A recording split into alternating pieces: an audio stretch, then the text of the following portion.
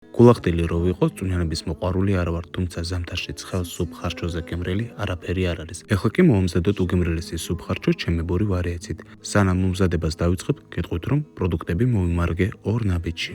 საქონლის ხორცი დავამუშავოთ, შენგომში კი დავჭრათ სასურველ ნაჭრებად. ამ ეტაპზე ვჭრე კუბიკებად. საქონლის ხორცი აუცილებელია გაირეცხოს.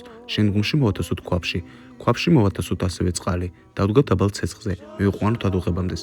როგორც კი წამოდუღდება, ქაფქერის დახმარებით ამოვიღოთ ხორცი, ხორცს გადავალოთ ცივი წყალი და დროებით გადავდოთ. ამასობაში ქვაბი გავერეცხოთ და მოვათასოთ ისევე ხორცი. გადავანაწილოთ თანაბრად და მოვათასოთ წყალი. დავდგოთ დაბალ ცეცხლზე. მოვხარშოთ ხორცი მზაობამდეს. ამასობაში ხახვი დავჭრათ სასურველ ნაჭრებად. სასურველია ხახვი დაიჭრას პატარა კუბებად. ასევე დაგვჭირდება ოხრახუში და ქინძი. ქინძი და ოხრახუში გავრეცხოთ. დავჭრათ და მოვათასოთ ცალკე ლანგარზე. დროებით გადავდოთ. ამასობაში დავჭირდება კონსერვირებული პომიდორი. პომიდორი მოვათასოთ საწურზე. მარეზის დახმარებით გავცრათ საწურზე, რათა არ გაყვეს ზედმეტი თესლი.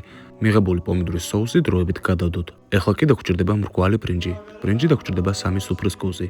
მოხმარებამდე საუცილებელია ბრინჯი გაერეცხოს. ბრინჯი დროებით გადავდოთ. ამასობაში ხორცის მოიხარშა.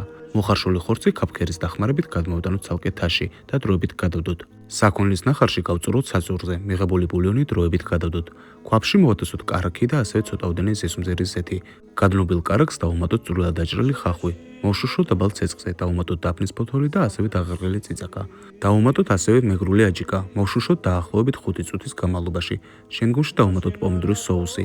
გადავურიოთ ყველაფერი კარგად. დავუმატოთ ხმელი ქინძი, ხმელი სუნელი და ასევე ყვითელი ყვავილი. გადავურიოთ ისევე ყველაფერი კარგად. საბოლოოდ დავუმატოთ მოხარშული საქონლის ხორცი. გადავურიოთ ყველაფერი კარგად და დავუმატოთ საქონლის ნახარში. კვლავაც გადავურიოთ, მივიყვანოთ ადუღებამდეს.